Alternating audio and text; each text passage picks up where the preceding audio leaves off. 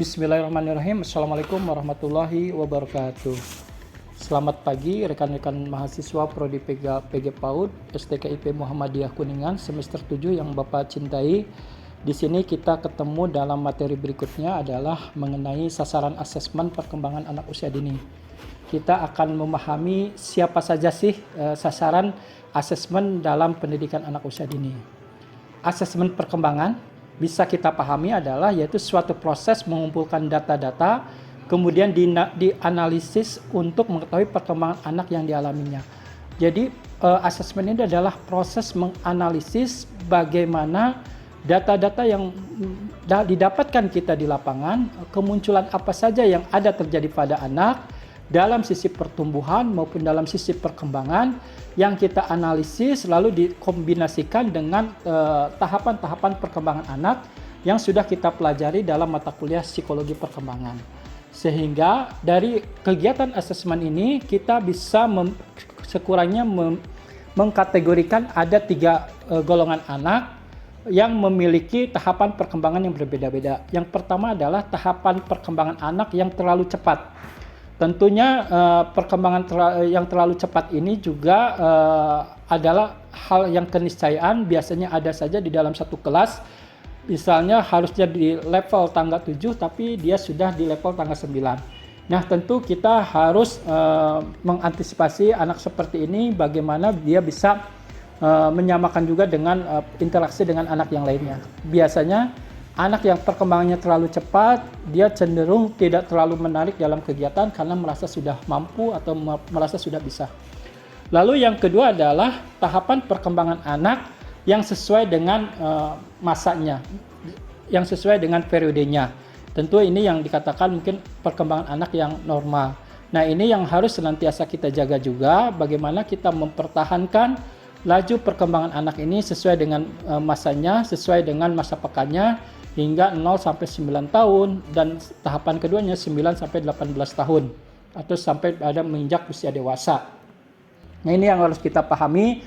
Tentu kita pahami akan mudah ketika kita terus mempelajari tahapan-tahapan perkembangan psikologi anak baik dalam teori Elizabeth Harlock, dalam teori Daniel Favalia, teori si Milestone dan lain-lainnya. Nah, ini yang harus kita pahami seperti itu. Lalu berikutnya asesmen. Dalam asesmen ini ada beberapa macam di anak usia dini. Yang pertama adalah perkembangan motorik. Sebagaimana kita ketahui bahwa anak itu adalah masa peka dalam perkembangan motorik, baik motorik kasar maupun motorik halus. Yang kedua adalah perkembangan sosial emosional, bahwa yang namanya anak itu mulai mengenal atau memahami interaksi sosial dengan teman-teman sebaya, dengan orang tua, dengan guru, dan dengan yang lainnya. Tentunya kemampuan sosial emosional anak penting untuk dikuasai oleh anak walaupun dalam hal-hal perilaku yang sederhana baik di lingkungan rumah maupun di lingkungan sekolah dan di lingkungan masyarakat. Perkembangan sosial emosional juga akan membantu kesiapan anak atau school readiness dalam kesiapan belajar di SD. Lalu yang berikutnya adalah asesmen dalam perkembangan kognitif. Sebagaimana kita ketahui, mungkin kognitif ini banyak terinspirasi dari teori-teorinya si Piaget, bagaimana tahapan praoperasional anak usia dini. Jadi anak usia dini itu di usia 4 sampai 6 tahun masuk dalam praoperasional konkret, di mana anak belum bisa memahami hal-hal yang abstrak, baru memahami hal-hal yang ada di permukaan, hal-hal yang ada di kelihatan oleh mata. Sehingga bagaimana kita menyesuaikan dalam pembelajaran kognitif sesuai dengan tahapan praoperasional anak. Anak mulai mengenal hal-hal yang sederhana, mulai mengenal hal-hal yang sederhana dan belum bisa mengenal dengan berpikir yang secara lebih rumit atau secara lebih kompleks. Nah, ini yang harus kita pahami bahwa di dalam asesmen itu ada perkembangan kognitif yang harus kita pahami. Lalu berikutnya asesmen itu adalah perkembangan bahasa. Anak usia dini 0 sampai 6 tahun merupakan masa pekannya bahasa, yaitu masa di mana organ tubuh biologis anak sudah mulai matang. Tentunya bahasa juga banyak tahapan-tahapannya. Ada tahapan pemerolehan bahasa dari mulai menangis, mengoceh, bahasa isyarat, babbling, dan mengenal kosakata dalam bentuk sederhana yang biasanya anak itu mulai mengenal kosakata papa, mama, teteh.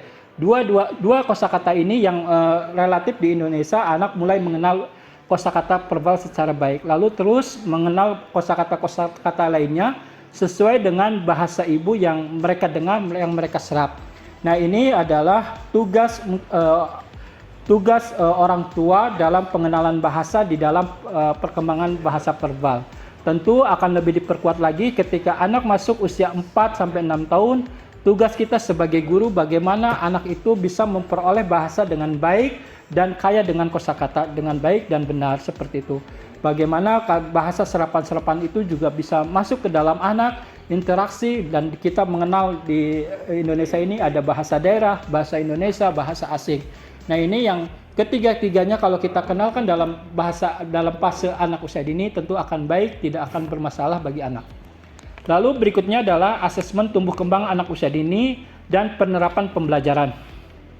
Asesmen tumbuh kembang anak usia dini dan penerapan pembelajaran tentunya adalah bagaimana asesmen ini disesuaikan dengan tahapan-tahapan perkembangan anak usia dini sesuai dengan teori-teori psikologi, baik psikologi yang ada dipelajari di dalam psikologi barat maupun psikologi pendidikan Islam seperti itu. Silakan Anda boleh bebas-bebas saja mana yang mungkin relevan menurut Anda yang sesuai dengan wawasan Anda di lapangan.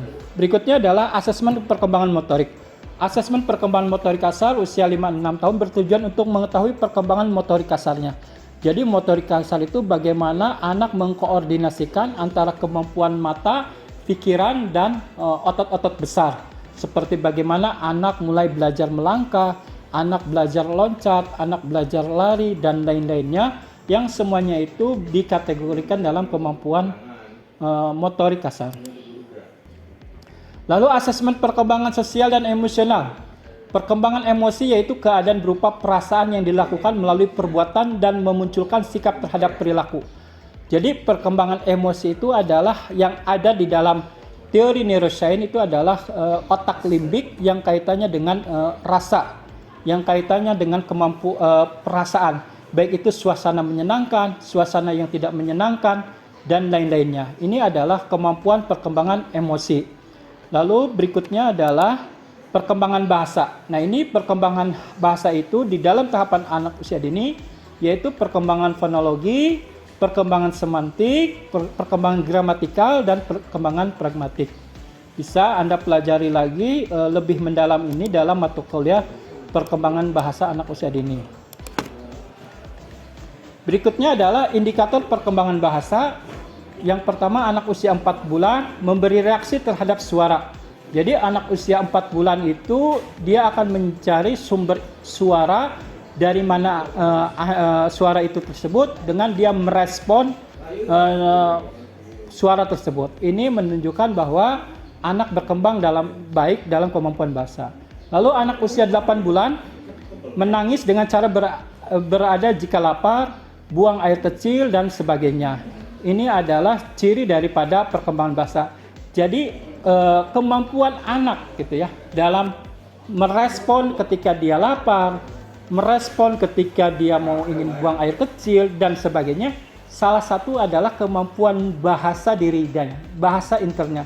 Jadi mampu dia memberikan respon terhadap apa yang terjadi dalam dirinya. Ini adalah bagian daripada perkembangan bahasa. Lalu berikutnya adalah mengenal suara familiar. Jadi ketika usia 8 bulan dia sudah mengenal mana suara ibunya, mana suara ayahnya, dan mana suara yang mungkin dalam tanda kutip adalah orang asing yang belum didengar. Jadi dia sudah bisa membedakan suara ibunya yang sangat familiar, keseharian yang selalu menemani. Ini adalah ciri daripada perkembangan bahasa anak di usia 8 bulan. Lalu menggumam dengan ekspresif. Ini adalah salah satu perkembangan bahasa dalam usia 8 bulan. Berikutnya, anak usia 12 bulan mengatakan satu kata, papa, mama, teteh, dede.